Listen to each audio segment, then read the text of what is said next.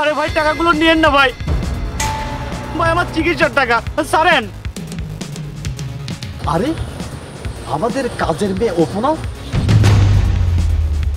হায় হায়, অপু দেখতে এত সুন্দর। এই ছেলে পেলে এখানে কি হয়েছে? দেখি দেখি দেখি। ওই ছিনতাইকারী দুজন আমার চিকিৎসার টাকা নিতে চেয়েছিল, নিতে পারেনি। এই মেয়েটা আমাকে বাঁচিয়েছে, তোমাকে ধন্যবাদ বোন। আচ্ছা ঠিক আছে ঠিক আছে, আর কোনো চিন্তা নাই, আর কোনো ভয় নাই। আচ্ছা ভাই, আপনি একটু দেখে শুনে যান। ঠিক আছে ভাই। আরে অপু, তুই তো মার্শাল্লাহ দেখতে অনেক সুন্দর। না না চাচা, আপনি এগুলো কি বলছেন? আচ্ছা অপু, তুই যখন আমাদের বাড়িতে কাজ করিস তখন তুই মুখটা ঢেকে রাখিস কেন? আর শোন, তুই যখন আমাদের বাড়িতে কাজ করিস না, তখন তো তোর চাচি ছাড়া আর কেউই থাকে না। আচ্ছা এই, তুই নাকি তোর চাচির সামনে পর্দা করিস? চাচা, বলা তো যায় না কখন কে বাড়িতে এসে দেখে ফেলে। আর আপনি তো খুব ভালো করেই জানেন, মেয়ে মানুষের পর পুরুষকে চেহারা দেখানো ঠিক না। মেয়েদের চেহারা শুধুমাত্র তার স্বামী দেখবে, তাই আমি বেগানা পুরুষকে কখনো আমার মুখ দেখাইনি। আমি ইসলামের আদর্শ মেনে চলি। আমি বিয়ের পর শুধুমাত্র আমার স্বামীকেই মুখ দেখাবো। তুই খুব ভালো মেয়ে রে অপু। আজ 3 বছর হলো তুই আমার বাড়িতে কাজ করতেছিস, কিন্তু আজ 3 বছরের মধ্যেও তোর চেহারাটা আমি দেখতে পারলাম না। আবার শুনেছি তুই নাকি 5 ওয়াক্ত নামাজ পড়িস, আবার তুই তোর কাজও খুব ভালো মতো করিস, আর তুই সবাইকে খুব সম্মান করে কথা বলিস। শোন, বউ হিসেবে যে ছেলে তোকে পাবে না, সে খুব সৌভাগ্যবান হবে রে। কি যে বলছেন চাচা, আমার মতো কাজের মেয়েকে কে বিয়ে করবে? আর কোনো বাবা কি এই কাজের মেয়ের সাথে তার ছেলের বিয়ে দেবে? আর ভাগ্যের কথা বলছেন, ভাগ্যবান তো তারাই হয় যারা ধনীর মেয়েকে বিয়ে করে। এখনকার ছেলেরা আর তাদের পরিবার বড় লোকের সুন্দরী মেয়ে খোঁজে, কেউ ভালো মেয়ে খোঁজে না। আর আমরা হলাম গরিব কাজের মেয়ে, আমাদের কথা বাদ দেন। আর আমরা যত ভালো মেয়েই হই না কেন, আমাদের বিয়ে ওই রিক্সাওয়ালার সাথেই হবে। কেউ আমাদের গুণও দেখবে না, রূপও দেখবে না। আর আপনিও তো ওই দিন ঘটককে আপনার ছেলের জন্য বড় লোকের সুন্দরী মেয়ের কথা বলছিলেন। মেয়ে তো আমার কাছে ঘেটা ঘেটি রে ভাই। আমি আপনাকে দেখাচ্ছি, একটুখানি দেখি, চয়েস করুন তো দেখি ভাই। দেখেন তো এই মেয়েটা চলবে নাকি? আরে না না, এইসব মেয়ে চলবে না। চলবে না? না, আপনি দেখবেন যে আমার ছেলের জন্য ধনী পরিবারের একদম সুন্দরী ফুকফুকে একটা মেয়ে দেব। সমাজে আমাদের একটা অবস্থান আছে, আর ব্যাপারটা তো বোঝেনি। আমার ছেলেকে যেখানে সেখানে তো বিয়ে দিতে পারি না। শুনুন ঘটক সাহেব, আপনি ধনী পরিবারের সুন্দরী মেয়ে দেখবেন, নে চা খান। ব্যাপারটা হলো যে আমাদের অবস্থা দেখে তারপরে ঠিক সেইভাবে সম্বন্ধ করবে। কি বুঝাইতে পেরেছি আপনাকে? আপনি তো ঘটককে বললেন না ভালো গুণের মেয়ে দেখতে?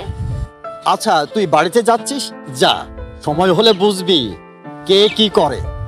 এখন যাচ্ছিস, যা, কাল সময় মতো বাড়িতে চলে আসিস। হ্যাঁ, আমার মতো কাজের মেয়েকে কে বিয়ে করবে? আর কোনো বাবা কি এই কাজের মেয়ের সাথে তার ছেলের বিয়ে দেবে? ভাগ্যবান তো তারাই হয় যারা ধনীর মেয়েকে বিয়ে করে। আর আমরা যত ভালো মেয়েই হই না কেন, আমাদের বিয়ে ওই রিক্সাওয়ালার সাথেই হবে। কেউ আমাদের গুণও দেখবে না, রূপও দেখবে না। আর আপনিও তো ওই দিন ঘটককে আপনার ছেলের জন্য বড় লোকের সুন্দরী মেয়ের কথা বলছিলেন।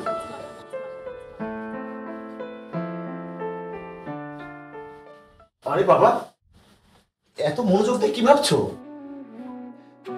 না আমি ভাবছি তোর বিয়ে দেব। হ্যাঁ বাবা, তুমি তো অনেকদিন ধরেই আমার বিয়ের কথা ভাবছো, আর মেয়েও দেখছো, কিন্তু তুমি তো তোমার পছন্দসই মেয়ে খুঁজে পাচ্ছ না। আমার পছন্দ ভুল ছিল বাবা, আমি তো আসল জিনিসটাই ভুলে গিয়েছি।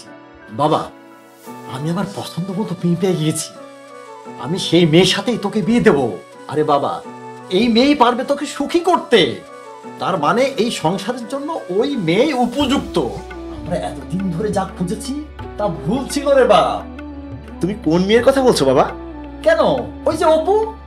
কি? অপু? হ্যাঁ, আমি ওই অপুর সাথেই তোকে বিয়ে দেব। এসব তুমি কি বলছো বাবা? অপু হচ্ছে আমাদের বাসার কাজের মেয়ে, আর একটা কাজের মেয়ের সাথে তুমি তোমার ছেলেকে বিয়ে দেবে? আর আমি একটা কাজের মেয়েকে বিয়ে করব? না না বাবা, এটা অসম্ভব। আমি কি অপুকে বিয়ে করলে সমাজে মুখ দেখাতে পারবো? আমি কি পারবো একটা কাজের মেয়েকে বিয়ে করে আমি সমাজে আমার স্ট্যাটাস মেনটেন করতে? সবাই তো ছিছি করবে বাবা। বাবারে, সংসারের জন্য দরকার ভালো একটা গুণী মেয়ে, সুন্দরী মেয়ে। আর যদি ধনীর মেয়ে হয়, এই সমাজে আমাদের মান সম্মান ঠিকই বাড়বে।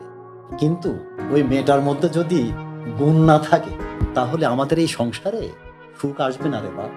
অপু অনেক ভালো মেয়ে, সেই সাথে খুব সাহসী, আর ওর চেহারা খুবই সুন্দর, তোর পছন্দ হবে বাপ। সবচেয়ে বড় কথা হলো সে পর্দাশীল, সে ইসলামের নিয়ম কানুন মেনে চলে রে। বাপরে, তুই যদি অপুকে বিয়ে করি তাহলে তুই খুব সুখী হবি, আমার এই সংসার খুব সুখে থাকবে। আমি আমার ছেলের বউ ওই মেয়েকেই বানাতে চাই, যে মেয়ে তার স্বামীকে ছাড়া ওই রূপ অন্য কাউকে দেখাতে নারাজ। তার মানে তুই বোঝ বাবা, কত সুন্দর মেয়ে সে। বাবা তুই আমার কথা শোন, তুই সুখী হবি। ঠিক আছে বাবা। অপু, এদিকে এসো তো। অপু, আমার বাবা চায় আমি তোমাকে বিয়ে করি, আর আমি না কোনোদিন আমার বাবার অবাধ্য হইনি। আমি জানি যে তুমি খুব ভালো মেয়ে, তা তুমি কি আমাকে বিয়ে করতে পারবে? এসব আপনি কি বলছেন? আমি একটা কাজের মেয়ে, আমি আপনাদের সমাজের উপযুক্ত নই। অপু, তুই আমার ভুল ভেঙে দিয়েছিস। আমি জানি আমার এই ছেলের জন্য তুই একমাত্র উপযুক্ত। কিন্তু আমার কিছু শর্ত আছে আপনার ছেলের জন্য। হ্যাঁ অপু, বলো তোমার কি শর্ত? আপনাকে ইসলামিক শরিয়া মোতাবেক চলতে হবে, সুন্নতে দাঁড়িয়ে রাখতে হবে, আর বিয়ের পর আমি কোনো পার্টিতে যেতে পারবো না, আর সেই ব্যাপারে আপনি আমাকে কোনো চাপ দিতে পারবেন না। আমি আমার আল্লাহর অনুগত্য মেনে রাসূলের সুন্নত মতো চলবো, আর আপনাকেও সেভাবেই চলতে হবে। মাশাআল্লাহ, তুই খুব ভালো কথা বলেছিস মা। ঠিক আছে অপু, আমি তোমার সব কথা মেনে নিলাম, তুমি খুবই সুন্দর কথা বলেছ।